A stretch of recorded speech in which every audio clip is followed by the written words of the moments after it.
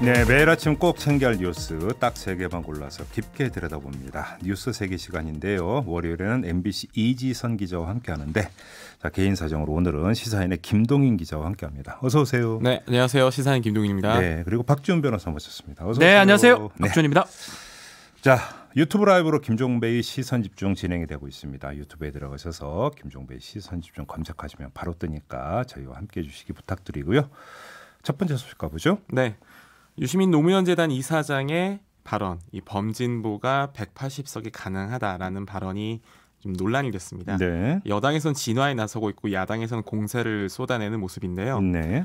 해당 발언은 이 4월 10일 영상에서 남긴 말인데 비례 의석을 합치면 이 180석이 불가능한 것은 아니다.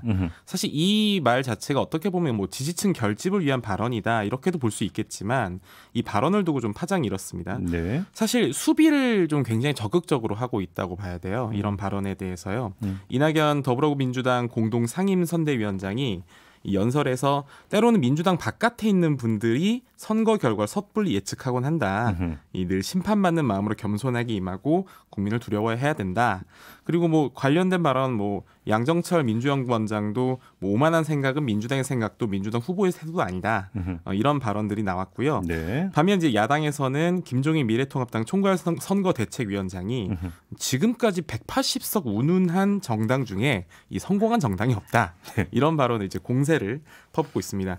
여야 모두 지금 현재 막판까지 굉장히 우려하거나 또는 기대하는 어떤 특정 심리가 있는데 이게 뭐냐면 이 권력 독점을 견제하는 문제예요. 그래서 사실 어떤 프레임 자체도 정권 심판론에서 지금 현재 독점 견제론으로 조금 이동하고 있다. 이런 판단이 나오고 있거든요. 오늘 신문 보니까 조선일보하고 중앙일보도 이거를 일면에 큼지막하게 네, 올렸더라고요. 그러니까 자, 일단 이거부터 한번 짚어보죠. 민주당 인사들이 유시민 이사장의 이런 발언에 대해서 뭐라고 견제를 한다고 할까요? 진화를 하고 있는 이유는 뭐라고 보십니까? 박지훈 변호사님. 고마울 수 있을 거예요. 사실 우리 여론조사가 공표가 금지돼 있잖아요. 네. 6일 전부터 금지돼 있습니다. 그게 이른바 뭐 교과서적으로 밴드웨건, 그러니까 이 너무 잘 되니 그 따라서 하는 뭐 그런 효과 아니면 열세자한테 해주겠다 그걸 방지하기 위해서 하는 건데 사실은 이렇게 얘기해 줌으로써 일단은 어느 쪽이 좀 많이 좀 좋구나라는 걸 알 수가 있고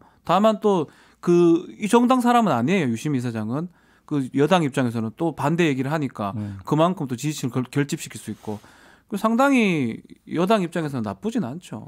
근데 오히려 거꾸로도 볼 수 있는 거겠죠. 그러니까 이 180석 이야기를 하면 민주당 지지층은 혹시라도 이제 하나 이완이 발생할 수도 있다라고 하는 우려. 네. 그다음에 이제 반대로 그 미래통합당 그 지지층에게는 오히려 견제 심리를 더 자극할 수 있다는 우려. 위기 심리가 발동하면서 이제 다시 그렇죠. 투표장으로 나와 주십시오. 이런 발언들도 할 수가 있게 되죠. 이제 민주당 지도부에서는 오히려 이제 그 점을 그렇죠. 이제 주목을 해서 오히려 이거는 좀 너무 나간 거다. 우리는 그런 거 아니에요. 저희는 겸손 모드입니다. 네. 이렇게 이야기하는 것으로도 해석할 수 있는 거 아니겠어요? 만약에 여당 지도층에서 이렇게 얘기를 했다. 그러면 이제 심각한 부분이 될 수가 있는데 네. 근데 딴 데서 여당 해줬잖아요. 여당 지도부에서도 이런 발언을 지금 주말에 남겨서 좀 논란이 좀 되긴 했습니다. 이해찬 대표가 12일 충남 재원 유세에서 뭐 처음에는 이제 우리가 사력을 다해서 선거 운동을 해서 일당을 확보했다라는 형태 발언이 나왔고 그 다음에 2단계는 과반 다수당을 만드는 것이다. 물론 어떤 수위는 좀 낮긴 하지만 지금 어느 정도 우리가 대세다라는 어떤 자신감이 계속 표출되는 발언이 지금 나오고 있거든요. 그건 괜찮지 않나요? 또 홍영표 그 정도도 안 하면 선거 뭐하라 합니까? 홍영표 전 원내대표도 지금 현재 상황에서 140석 이상도 가능하다. 뭐 인천은 13석 중에 최소 10석이 가능하다. 네. 이런 발언들이 나와서 사실은 당 지도부에서도 굉장히 위험한 발언들이 조금씩 나오고 있다. 근데 범진보라고 하잖아요. 여당도 아니에요. 범진보 180석이라는 거 다 따로 합쳐서 된 거고 예전에 18대인가요? 18대에 보수 뭐 선진당하고 뭐 그때는 이제 한나라당인데 180개 비슷하게 나왔었어요. 근데 뭐 굳이 이걸 한다 해가지고 무슨 일개 어쩌면 그 인터넷 방송에서 했던 걸 이렇게 난리를 칠 건 아닐까 싶어요. 이게 그러니까요. 어찌 본다면 여론조사 공표 금지 기간에 나타나는 아주 그렇죠. 독특한 현상일 수도 있어요. 뭐냐면 객관적인 어떤 수치가 나오지 않은 상태에서 그러니까 일종의 카더라 비슷한 것들이 이제 도는 경우가 많은데 여기서 이제 아주 의도적으로 이런 것들을 이제 하면서 어떤 선거 심리를 자극할 수가 있는 부분들인데 각 당에서는 여기서 이제 빨간불을 이제 켜놓고 이제 대응을 하는 부분들이 있거든요. 그 차원에서 나오는 반응일 수도 있고 유시민 이사장 입장에서는 나는 민주당 지도부도 아니고 아무것도 아닌데 뭐. 당원도 아니고 그냥 한 사람으로서 그 판세 분석을 한 건데 왜 나만 갖고 그래? 이렇게 이야기할 수 있는 방송 중에 자기 개인 방송 중에 그 얘기를 했는 건데. 네. 그런데 문제는 다른 사람들은 그렇게 안 본다는 게 지금 문제인 거죠. 그렇지 않겠습니까? 그러니까요. 안 보잖아요. 안 보니까 지금 이러잖아요. 네.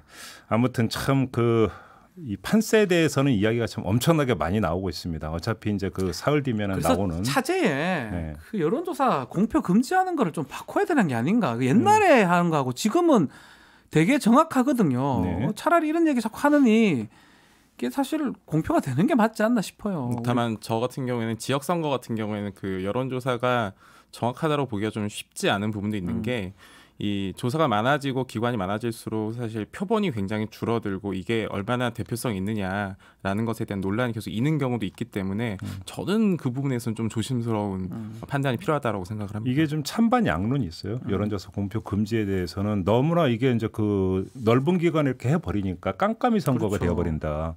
근데 깜깜이 선거가 되어버리면 누가 그 전등을 어느 방향으로 켜느냐에 따라서 사람들은 그쪽으로 이제 그 따라가는 것이기 때문에 오히려 여기서 여론조작 여지가 더 있다라고 하는 어떤 지적이 있는 부분들도 네. 있고요.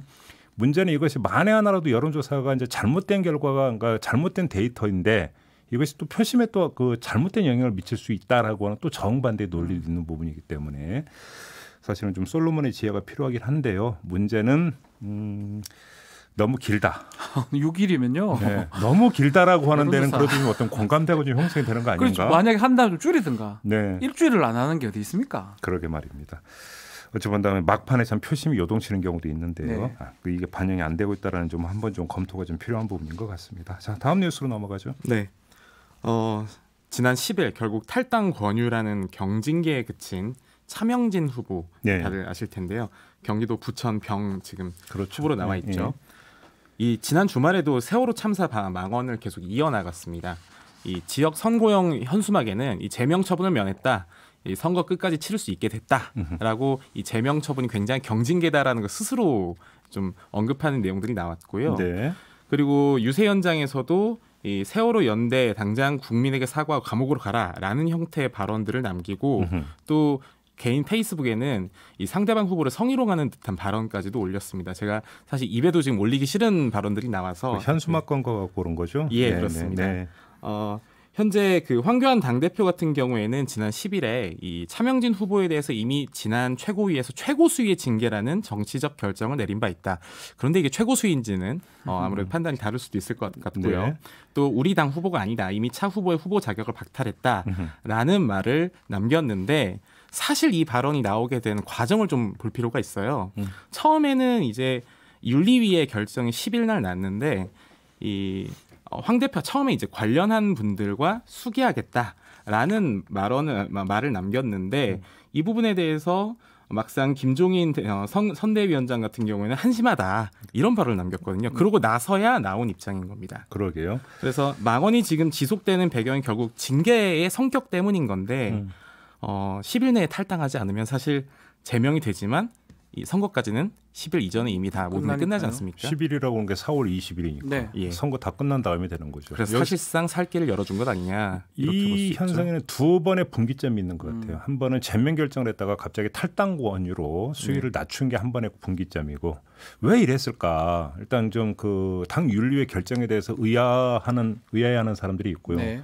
더 멀리 넘어가면 차명진 후보의 세월호 막말은 이번이 처음이 아니지 않습니까? 그 전에도 있어요. 있었고 네. 그다음에 징계를 받은 바가 있었고 그럼에도 불구하고 컷오프 시킨 게 아니라 경선에 참여할 수 있는 길을 열어줬고 네. 공천관리위원회에서 그래서 결국 공천장을 받게 만들었는데 그렇게 되면 시발점은 사실은 거기서부터 따져야 되는 게 아니냐 뭐 이렇게 지적하는 사람도 있거든요. 그렇죠. 이 사실은 이 얘기를 계속 했었거든요. 그리고 본인 방송에서도 뭐 그런 얘기를 했었고 이게 뭐 그 후보 토론회 과정에서 어떤 실수로 나왔다기보다는 인식이라고 보는 게 맞는 것 같습니다. 네. 제 생각에는요. 네. 그런 상황이라면 결국은 이런 후보를 공천했는 당의 잘못된 부분이 있다고 봐야 돼요. 이 컷오프가 이런 게 컷오프가 필요한 경우예요. 막말 컷오프라는 거 이런 게 막말인데 결국 그렇게 컷오프를 안 하니까 선거 과정에서 이런 어떤 불상사가 일어나는 거잖아요. 아니 그런데 그 막말 때문에 컷오프 한 사람들이 있잖아요. 그런데 어떤 막말은 컷오프하고 어떤 막말은 또 그 경선 참여할 수 있는 길을 열어주고 도대체 그럼 일관된 기준이 있는 거예요. 그러니까 컷오프라는 거는 이게 이런 그런 말을 하는 사람이 선거 운동을 들어갔을 때 똑같은 말을 했을 때 이런 일이 생기는 거 그런 걸 기준으로 해야 되는데 네. 그냥 지도부 봤을 때 눈에 안 좋은 사람은 컷오프 해버리고 그런 게 지금 문제가 드러나는 게 아닌가 생각도 들어요. 그건 뭐 여야 공이 전 비슷하다고 생각이 들거든요. 아무튼 그 누가 보더라도 이건 당연히 마이너스잖아요. 완전 마이너스죠 이거는. 그러니까 다른 그 후보들한테도 그러니까 이게 그 여파가 미치는 거고. 실제로 뭐 제가 뭐 좀 얘기 들어보면 정말 힘들어해요. 왜 이러는지. 그래요? 딴 사람들 입장 그 후보들 입장에서는. 예. 그런데도 제명 결정을 해다가 탈당 권유로 갑자기 수위를 낮춘 거가 이게 도대체 어떻게 되는 거냐. 결국은 이 발언이 그렇게 심각할 수는 있지만 그 김대호 발언보다는 뭐 약하다고 우리 생각하는 결국은 국민들 인식이 되거든요. 네. 김대호 후보 같은 경우는 뭐 제명이 된 거니까요. 좀 그 부분도 사실 문제가 될 것 같아요. 지지층 결집 차원에서 사실 이 보수 유튜브를 중심으로 한 어떤 굉장히 공고한 마인드와 또 결속력이라는 게 존재해요. 그리고 여기 안에서는 막말을 할수록 자극적일수록 어느 정도 좀 호응을 받는 생태계가 지금 유지가 되고 있다고 저는 생각을 하고 사실상 그 생태계에 자극을 주지 않겠다라는 판단이다 이렇게 좀 해석이 되는데 이 부분에 있어서는 결국에는 김종인 위원장과 황 대표의 어떤 시야는 확실하게 갈리고 있는 상황이다라고 봐야 되는 거고 현재 황 대표는 그걸 포기하고 싶은 마음은 없어 보입니다. 그러니까요. 근데 이제 문제는 그 제명 결정이 나왔을 때 반발하는 의견들이 뭐 SNS 공간 이런 데서 이제 표출이 됐다라는 뉴스는 저도 접한 바가 있는데 네. 그 반발하는 사람들이 어디에 있는 사람들이냐가 그렇죠. 문제인 거죠. 오히려 그 미래통합당 더 오른쪽에 그 추위쳐 있는 사람들. 그렇다면 이들을 따라가면서 선거운동을 할 거냐. 그럼 그게 그러니까 선거 승리에 그러면 그게 디딤돌이 될 수 있느냐. 이 문제가 좀 남는 거잖아요. 약한 그 유튜브나 SNS 같은 게 뭐 좀 극우적인 보수적인 그쪽에 좀 당이 미래통합당이 좀 많이 좀 보고 있는 게 아닌가. 그게 여론이라고 생각하는 것 같기도 해요. 그러니까요. 근데 선거는 사실 중간을 좀 겨냥을 해야 되잖아요. 지금 상황이라면. 뭐 그거는 김종인 위원장하고 한교안 대표하고 좀 시각 차이가 그런 부분 드러나는 게 아닌가 생각도 들고요. 아직도 오락가락하고 있다 이렇게 뭐 그 말해도 될 것 같아요. 네. 자 다음 뉴스로 넘어가죠. 네.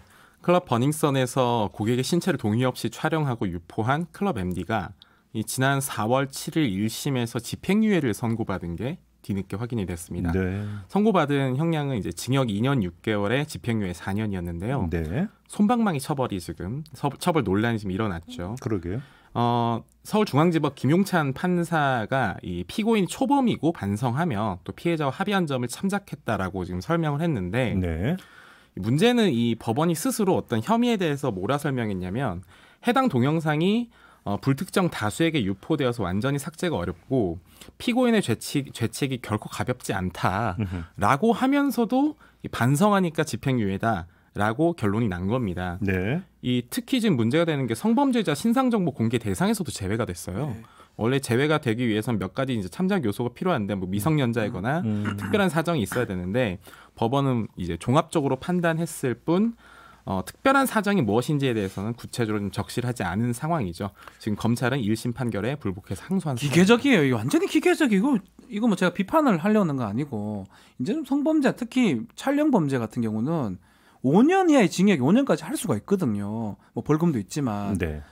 근데 그냥 기계적으로 합의됐으면 괜찮다 이런 식으로 자꾸 결론이 나요. 이 국민들을 감정하고는 완전 좀 달라요. 아니 오늘 그 조주빈에 대한 그 기소가 있을 예정이라면서 네. 수사 결과 발표. 그렇게 열심히 수사하면 뭐예요? 이래 되는데요. 집행유예로. 법원 가면 이렇게 되는데. 그러면 좀 찍고 네.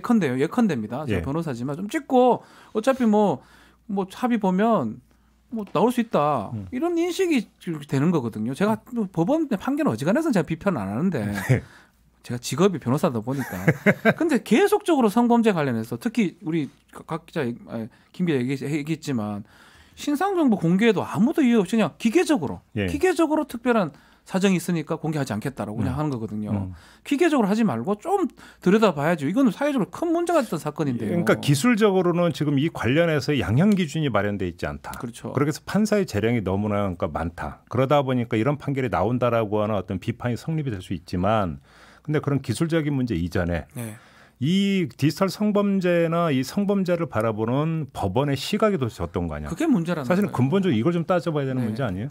이 이런 판결이 어떤 영향을 끼치는지를 어디서 볼 수 있냐면 저 같은 경우 이제 이런 관련한 취재를 할 때마다 살펴보는 게 관련된 카페들이 있어요. 피의자들이 모여 있는 카페들이 있습니다. 예. 그런데 들어가서 이제 게시물들을 보고 댓글들을 보고 이러면 사실 거기서 노하우를 공유하는 것 중에 굉장히 큰 부분이 뭐냐면 반성문 어떻게 써요? 이 부분이에요. 아 진짜요? 네, 반성문 첨삭해 주세요. 네. 반성문을 어떻게 써야지 이게 판사가 반성하고 있다는 판단을 하게 할 것이냐. 그러니까 반성을 잘하고 있다라는 게 있으면 집행유예까지는 갈 수 있다. 이런 판단들이 서로 누적이 되다 보면 네. 자연스럽게 이 반성문도 또 나중에는 시장이 생기게 됩니다. 이 안에서요. 그렇기 때문에 이런 법원의 판결이 굉장히 절대 가볍지 않다라고 우리가 좀 생각해야 되는 이유가 있죠. 그러니까 법원에서 제가 또 판사들하고 좀 얘기를 해본 적이 있습니다. 이 관련해서 실제로 오프라인 그러니까 실제 성범죄하고 온라인상의 성범죄하고 그 차이를 자꾸 두는 것 같아요.